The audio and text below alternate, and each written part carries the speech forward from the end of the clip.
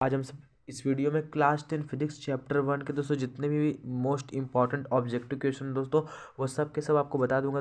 मैं दोस्तों आप लोग के लिए 20 मोस्ट इंपॉर्टेंट यानी very very very most important दोस्तों आप लोग के लिए ऑब्जेक्टिव क्वेश्चन लेकर के आए हैं, जो दोस्तों हर बार बोर्ड एग्जाम में दोस्तों यहीं से सब कुछ पूछा जाता है। दोस्तों जितने भी मोस्ट इंपॉर्टेंट क्वेश्चन है मैं सारे आंसर पेपर में से दोस्तों खोज करके लेके आया हूँ। उसके बाहर दोस्तों एक भी क्वेश्चन ऑब्जेक्टिव में दोस्तों इस चैप्टर से आने वाला नहीं है, सब दोस्तों इसी के अंदर से ही आएगा। ठीक है, चलिए दोस्तों बिना टाइम को वेस्ट कर वीडियो को शुरू करते हैं। दोस्तों 29 फरवरी को दोस्तों आप लोग का जो बोर्ड एग्जाम है उसकी दोस्तों अच्छे तरीके से आप लोग तैयारी करते रहिए। और दोस्तों ये चैप्टर 1 है, इसके बाद हम चैप्टर 1 चैप्टर 2 जितने भी ऑब्जेक्टिव क्वेश्चन होंगे दोस्तों सब कुछ हम फिजिक्स से करा देंगे आप सबको। ठीक है, चलिए बिना टाइम को वेस्ट के वीडियो को शुरू करते हैं।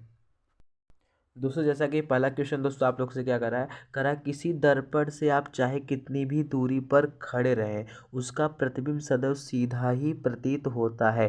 दोस्तों आप लोग को पता है कि अवतल दर्पण में वस्तु उल्टा भी बनता है और एक कंडीशन आता है जब वस्तु मतलब ध्रुव और फोकस के बीच में होता है तब दोस्तों वस्तु क्या बनती है, सीधी बनती है। लेकिन दोस्तों ये करा है कि हमेशा यदि आप किसी दर्पण से चाहे कितनी भी दूरी पर खड़े रहें तो उसका प्रतिबिंब सदैव सीधा बनता है। तो दोस्तों बस इसका एक ही मतलब दोस्तों आप जानते हैं कि उत्तल दर्पण में वस्तु का प्रतिबिंब सीधा बनता है और समतल दर्पण में वस्तु का प्रतिबिंब सीधा बनता है। यानी उत्तल और समतल दोनों में दोस्तों क्या होता है कि वस्तु हमेशा सीधी ही बनती है। दोस्तों यहाँ पे हमारा ऑप्शन नंबर डी क्या हो जाएगा, सही हो जाएगा। चलिए दोस्तों अब नेक्स्ट क्वेश्चन में पढ़ते हैं। दोस्तों जैसा कि दूसरा प्रश्न क्या करा है कि 20 सेंटीमीटर वक्रता त्रिज्या वाले 20 सेंटीमीटर वक्रता त्रिज्या वाले अवतल दर्पण की फोकस दूरी क्या होगी। दोस्तों देखिए जब भी आपको वक्रता त्रिज्या दे दे और दोस्तों जब आपसे फोकस दूरी पूछे सीधे दोस्तों आप वक्रता त्रिज्या का आधा कर दिया कि जितना दोस्तों आपको दिया है 20 दिया है दोस्तों 20 का आधा कितना होता है, 10 होता है। तो दोस्तों यहाँ पे 10 सेंटीमीटर वाला दोस्तों ऑप्शन क्या हो जाएगा आपका, सही हो जाएगा। चलिए नेक्स्ट क्वेश्चन में बढ़ते हैं। दोस्तों जो थर्ड क्वेश्चन है दोस्तों क्या कर रहा है कि एक उत्तल दर्पण की वक्रता त्रिज्या क्या होगी यदि इसकी फोकस दूरी 10 सेंटीमीटर। यानी दोस्तों आपको फोकस दूरी अगर दे दे और आपसे वक्रता त्रिज्या पूछे तब आपको बस केवल क्या कर देना है, इसी का 2 गुना यानी जितना फोकस दूरी दिया है आप उसी में 2 से गुणा कर दिया कीजिए, आपका दोस्तों आराम से निकल जाएगा। ठीक है, यानी दोस्तों दिया है 10 सेंटीमीटर, 10 सेंटीमीटर 2 से गुणा करेंगे 10 दूनी कितना हो जाएगा, 20 सेंटीमीटर। यानी ऑप्शन नंबर सी दोस्तों आपका क्या हो जाएगा, सही हो जाएगा। चलिए नेक्स्ट क्वेश्चन में बढ़ते हैं। तो दोस्तों जैसा कि जो चौथा प्रश्न दोस्तों क्या करा है कि एक उत्तल दर्पण की फोकस दूरी क्या होगी यदि उसकी वक्रता त्रिज्या 32 सेंटीमीटर आपको दे रखे। दोस्तों अगर आपको वक्रता त्रिज्या दे दिया है और दोस्तों आपसे जब फोकस दूरी पूछ रहा है, ठीक है, यानी तो दोस्तों आपको क्या कर देना है, सीधे इसका क्या कर देना है, आपको आधा कर देना है। दोस्तों 32 का आधा क्या होता है दोस्तों, 16 होता है। दोस्तों यहाँ पे ऑप्शन नंबर जो बी दोस्तों हम लोग का क्या हो जाएगा, सही हो जाएगा। चलिए दोस्तों नेक्स्ट क्वेश्चन में बढ़ते हैं। दोस्तों पांचवा क्वेश्चन क्या कर रहा है कि यदि प्रकाश का वेग निम्न में से किस माध्यम में दोस्तों क्या होगा, सबसे अधिक होगा। यानी दोस्तों देखिए ध्यान से, जहाँ पे वायु ना मतलब निर्वात में दोस्तों वायु में क्या होता है, प्रकाश थोड़ा धीरे चलेगी। जल में भी क्या होता है दोस्तों, प्रकाश स्लो चलती है। कांच में भी प्रकाश क्या होती है, थोड़ा स्लो चलती है। लेकिन दोस्तों जो निर्वात हो जाता है, जहाँ दोस्तों वायु नहीं होती है वहाँ दोस्तों प्रकाश क्या होती है, बहुत ही तेजी गति से चलती है। दोस्तों ऑप्शन नंबर डी हम लोग का क्या हो जाएगा, सही हो जाएगा। चलिए दोस्तों छठवें क्वेश्चन में बढ़ते हैं। तो छठवां प्रश्न क्या कर रहा है कि इनमें से कौन सा दर्पण वस्तु से छोटा तथा आभासी प्रतिबिंब बनाता है। यानी दोस्तों कह रहा है वस्तु से छोटा, यानी जितनी बड़ी वस्तु है तो उसका जो प्रतिबिंब दोस्तों वस्तु से क्या होगा, छोटा होगा और आभासी यानी सीधा बनाता है। तो दोस्तों यह बस केवल एक कंडीशन होता है केवल उत्तल दर्पण में, क्योंकि दोस्तों हम लोग अवतल दर्पण वाला जो कंडीशन पढ़े हैं उसमें क्या होता है कि जब वस्तु ध्रुव और फोकस के बीच में होती है तो उसमें जो वस्तु होती है दोस्तों वो उसका प्रतिबिंब बड़ा बनता है और सीधा बनता है। यानी बड़ा बनता है और आभासी, बड़ा और आभासी अवतल दर्पण में बनता है, छोटा और आभासी उत्तल दर्पण में बनता है। यानी दोस्तों ऑप्शन नंबर सी आपका क्या हो जाएगा, करेक्ट हो जाएगा। ठीक है, चलिए तो सातवें प्रश्न पर बढ़ते हैं।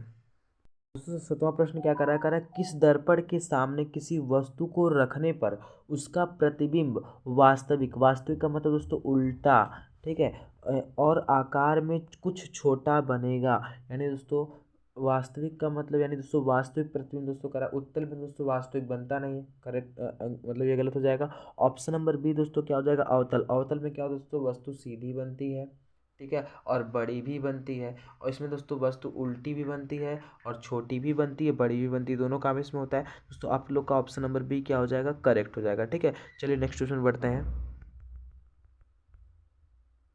तो दोस्तों जैसा कि आप लोग के सामने जो 8वां प्रश्न है दोस्तों, क्या कर रहा है चंद्रमा से देखने पर आकाश कैसा दिखाई देता है। ये तो दोस्तों बहुत ही सिंपल प्रश्न, आप लोग देख करके बता दोगे। ठीक है दोस्तों, कैसा दिखाई देगा, काला ही दिखाई देगा। ठीक है, चलिए अब बात करते हैं दोस्तों 9वें क्वेश्चन के बारे में। कह रहा है कि समतल दर्पण की फोकस दूरी क्या होती है।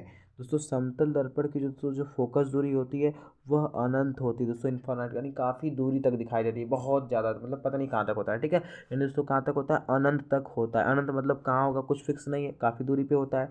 ठीक है, चलिए अब बात करते हैं दोस्तों नेक्स्ट क्वेश्चन के बारे में। जैसे कि आप लोग के सामने जो 10वां प्रश्न कर रहा है कि समतल दर्पण के सामने एक वस्तु जो है वह 10 सेंटीमीटर की दूरी पर रखी गई है, तो दर्पण की से प्रतिबिंब की दूरी क्या होगी।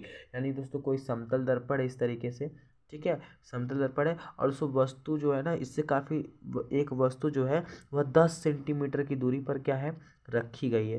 दोस्तों अब आपसे कह रहा है बताइए इसके प्रतिबिंब की दूरी क्या होगी।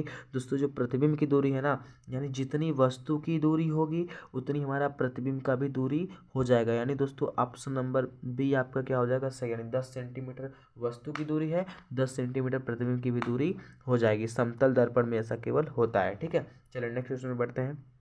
तो दोस्तों जैसा कि ग्रहों प्रश्न क्या कर रहा है कि उत्तल दर्पण से प्रतिबिंब सदैव बनता है। यानी दोस्तों जो उत्तल दर्पण है उससे प्रतिबिंब सदैव कैसा बनता है, सदैव कहाँ पे बनता है। ठीक है दोस्तों, जैसा कि आप लोग को ऑप्शन दे रखा है, कह रहा है कि ध्रुव और फोकस के बीच में बनता है। पहला ऑप्शन क्या है, ध्रुव और फोकस के बीच में बनता है। दूसरा ऑप्शन क्या कर रहा है, वक्रता केंद्र और फोकस के बीच में बन रहा है। तीसरा ऑप्शन क्या कर रहा है, वक्रता केंद्र तथा अनंत के बीच में बन रहा है। चौथा ऑप्शन कह रहा है कहीं भी बन सकता है। दोस्तों आप लोग अच्छे तरीके से पढ़ चुके हो उत्तल दर्पण।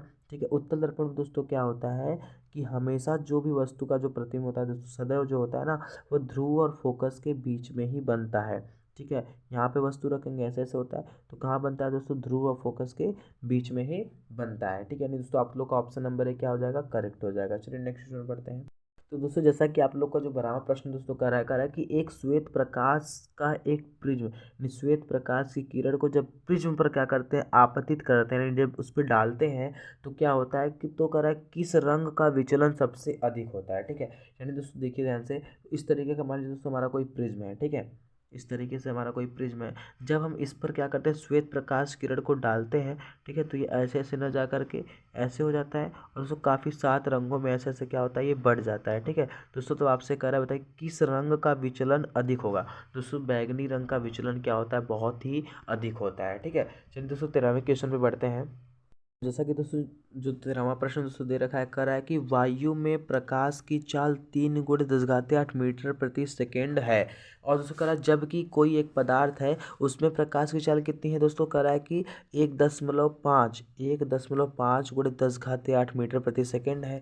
कह रहा है दोस्तों आप अपवर्तनांक बताइए, यानी दोस्तों आपसे एन पूछ रहा है। ठीक है, देखिए दोस्तों जब भी दोस्तों आपसे एन पूछे ना, तो दोस्तों सबसे पहले आप क्या किया कि जो निर्वात में प्रकाश की चाल, वायु में प्रकाश की चाल, अगर कोई भी निर्वात में प्रकाश की चाल दिया हो या वायु में प्रकाश की चाल दिया हो तो सबसे पहले आप उसको ऊपर रख दिया कीजिए। ठीक है, और बाकी दोस्तों चाहे पानी में प्रकाश चल, कांच में, चाहे कोई भी पदार्थ में जो प्रकाश की चाल दिया हो उसको हमेशा नीचे रख दिया कीजिए। ठीक है, 10⁸ दे रखा है तो इतना लगा, 10⁸ से 10⁸ कट जाएगा। ठीक है दोस्तों, एक संख्या पे दशमलव है तो ऊपर क्या होगा, जीरो बढ़ जाएगा और ये वाला दशमलव क्या हो जाएगा, गायब हो जाएगा। तो 15 का नाम 15, 15 दूनी 30, यानी दोस्तों एन का मान कितना आएगा, 2 आ जाएगा। यानी दोस्तों ऑप्शन नंबर डी हम लोग का क्या हो जाएगा, करेक्ट हो जाएगा। चलिए दोस्तों नेक्स्ट में बढ़ते हैं। जैसा कि दोस्तों देख सकते हैं जो 14वां प्रश्न क्या कर रहा है दोस्तों, आकाश का रंग दिखाई देता है। यानी दोस्तों जो आकाश का रंग जो नीला दिखाई देता है किसके कारण दोस्तों दिखाई देता है, प्रकाश के प्रकीर्णन के कारण दोस्तों क्या होता है, आकाश का रंग क्या होता है दोस्तों नीला दिखाई देता है। किसके कारण दोस्तों, प्रकाश के प्रकीर्णन के कारण। ठीक है दोस्तों, ये वाला जो क्वेश्चन दोस्तों हम लोग का क्या हो जाएगा, दोस्तों यहाँ पे प्रकाश का प्रकीर्णन जो है दोस्तों क्या हो जाएगा, सही हो जाएगा। ठीक है, चलिए अब बात करते हैं नेक्स्ट क्वेश्चन के बारे में। तो दोस्तों जैसा कि कह रहा है कि कांच के सापेक्ष वायु का अपवर्तनांक 2/3 है। कांच के सापेक्ष वायु का अपवर्तनांक 2/3 है। तो सेम इसी का उल्टा पूछ दिया, कह रहा है तो वायु के सापेक्ष कांच का अपवर्तनांक बताइए भैया क्या होगा। ठीक है दोस्तों, देखिए बहुत सिंपल है, क्या करेंगे आप सब देखो, जब आपसे पूछा है कांच के सापेक्ष वायु का अपवर्तनांक 2/3 दिया है। ठीक है, तो आपसे दोस्तों कह रहा है आप हमको अब वायु के सापेक्ष कांच का अपवर्तनांक बताइए, यानी ANG बताइए। सेम इसी को पलट दीजिए, 3 ऊपर चल जाएगा और 2 नीचे आ जाएगा, ये दोस्तों हमारा आंसर हो जाएगा। ठीक है। यानी जब कांच के सापेक्ष वायु का पूछा है तो 2/3 दिया है। अब दोस्तों आपको सिकुलर दिया है, कह रहा है बताइए अच्छा वायु के सापेक्ष कांच का अपवर्तनांक, तो क्या हो जाएगा 3/2 हो जाएगा बस। ठीक है, चलिए दोस्तों, तो ये हमारा 3/2 यानी जो ऑप्शन नंबर ए है दोस्तों वो क्या हो जाएगा, सही हो जाएगा। तो दोस्तों जैसा कि 16वां प्रश्न दोस्तों क्या कर रहा है कि एक लेंस की फोकस दूरी दोस्तों 50 सेंटीमीटर है, तो दोस्तों लेंस की क्षमता बताइए। दोस्तों ये बहुत ही मोस्ट इंपॉर्टेंट क्वेश्चन दोस्तों, हमेशा ये एग्जाम में दोस्तों फंसने वाला है। ठीक है, इस बार भी दोस्तों पूछने का पूरा संभावना है। ठीक है दोस्तों, क्या कर रहा है एक लेंस की जो फोकस दूरी है दोस्तों कितनी है, 50 सेंटीमीटर है। तो आपसे पूछे लेंस की क्षमता, यानी आपको दोस्तों पी बताना है। ठीक है, और सेंटीमीटर में दिया तो ऊपर आपको 100 रखना है और नीचे आप रख दोगे एफ। ठीक है, तो दोस्तों आपको फोकस दूरी यानी एफ का मान कितना दे रखा है दोस्तों, 50 दे रखा है। कितना दे रखा है, 50 दे रखा है दोस्तों। आप यहाँ पे क्या कर दोगे, सीधे 50 लिख दोगे। ठीक है, तो 50 लिख दिए। अब 50 सेकंड हम 50 और 50 दूना 100, यानी दोस्तों यहाँ पे आपका पी का मात्रक डायप्टर होता है, यानी 2 डायप्टर दोस्तों जो दिया होगा वो आपका आंसर सही हो जाएगा। ठीक है दोस्तों, तो यहाँ पे देख रहे हैं हमारा जो ऑप्शन नंबर डी दिया है 2 डायप्टर दोस्तों करेक्ट हो जाएगा हमारा। ठीक है, चलिए दोस्तों नेक्स्ट क्वेश्चन बढ़ते हैं। तो दोस्तों जैसा कि 17वां प्रश्न क्या कर रहा है कि अवतल लेंस से एक वस्तु का प्रतिबिंब बनता है। यानी दोस्तों जो अवतल लेंस पूछा है दोस्तों, अवतल दर्पण मत समझ के आप कर दीजिएगा। ठीक है, कह रहा है अवतल लेंस जो होता है दोस्तों उससे वस्तु का जो प्रतिबिंब होता है ना कैसा बनता है। ठीक है दोस्तों, आप क्या बताएंगे सीधे, तो कह रहा है कि ऑप्शन में क्या दिया है, सीधा बनता है, आभासी बनता है और छोटा बनता है। ऑप्शन नंबर बी क्या कर रहा है, सीधा बनता है, आभासी बनता है, बड़ा बनता है। ऑप्शन नंबर सी उल्टा बनता है, वास्तविक बनता है, छोटा बनता है। ऑप्शन नंबर डी उल्टा, आभासी, बड़ा। दोस्तों देखिए ध्यान से, आप लोग अवतल अवतल दर्पण में क्या पढ़े थे, वास्तविक बनता है, उल्टा बनता है और वस्तु से छोटा बनता है। वह एक कंडीशन में ध्रुव फोकस के जब बीच में होता है तब वस्तु से क्या होता है, बड़ा बन जाता है और आभासी बनता है। लेकिन अवतल लेंस में ठीक उसी का उल्टा होता है। ठीक है, तो इसमें क्या होगा, सीधा बनेगा, सीधा बनेगा, आभासी बनेगा, छोटा बनेगा। ठीक है, दोस्तों आप लोग का ऑप्शन नंबर ए क्या हो जाएगा, सही हो जाएगा अवतल लेंस का। ठीक है, चलिए अब बात करते हैं 18वें प्रश्न के बारे में। तो दोस्तों जैसा कि दोस्तों बहुत ही वेरी मोस्ट इंपॉर्टेंट दोस्तों ऑब्जेक्टिव प्रश्न दोस्तों हमेशा बोर्ड एग्जाम में दोस्तों ये पूछा जाता है, जो पूछा जाने वाला है। दोस्तों 18वां प्रश्न क्या कर रहा है कि श्वेत प्रकाश के स्पेक्ट्रम में बैगनी से लाल रंग की ओर जाने पर क्या घट जाता है। ठीक है, यानी दोस्तों कह रहा है श्वेत प्रकाश स्पेक्ट्रम जो होता है जो इस तरीके से, तो ठीक है, तो कह रहा है बताइए अच्छा जब आप बैगनी से लाल रंग की ओर जाते हो, ठीक है, तो बताइए क्या घटता है इसमें। तो पहला ऑप्शन क्या दिया है, तरंग दैर्ध्य घटता है। ठीक है, पहला ऑप्शन तरंग दैर्ध्य घटता है। दूसरा ऑप्शन निर्वात में प्रकाश की चाल घटती है। तीसरा ऑप्शन प्रकाश की आवृत्ति घटती है। चौथा ऑप्शन क्या है, इनमें से कोई नहीं। तो दोस्तों हमेशा प्रकाश की जो आवृत्ति होती है, अगर आप बैगनी से लाल की ओर जाओगे तो प्रकाश की आवृत्ति क्या हो जाएगी दोस्तों, घटने लगेगी। ठीक है, यानी दोस्तों आपका ऑप्शन नंबर सी क्या हो जाएगा दोस्तों, करेक्ट हो जाएगा। चलिए दोस्तों बात करते हैं 19वें प्रश्न के बारे में।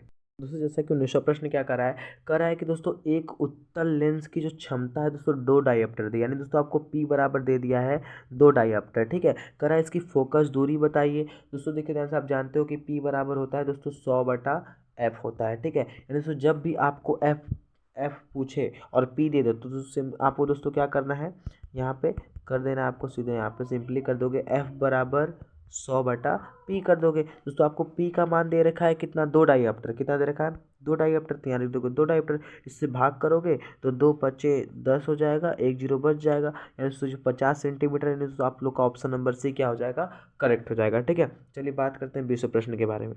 तो दोस्तों जैसा कि 20वां प्रश्न क्या कर रहा है कि दो माध्यमों के सीमा पृष्ठ पर एक प्रकाश की किरण लंबवत आपतित होती है तो अपवर्तन कोण क्या होगा। जब भी दोस्तों, जब भी लंबवत आपतित होती है, यानी जब भी लंबवत पड़ती है तो दोस्तों वहाँ पर 0 डिग्री का कोण बनेगा।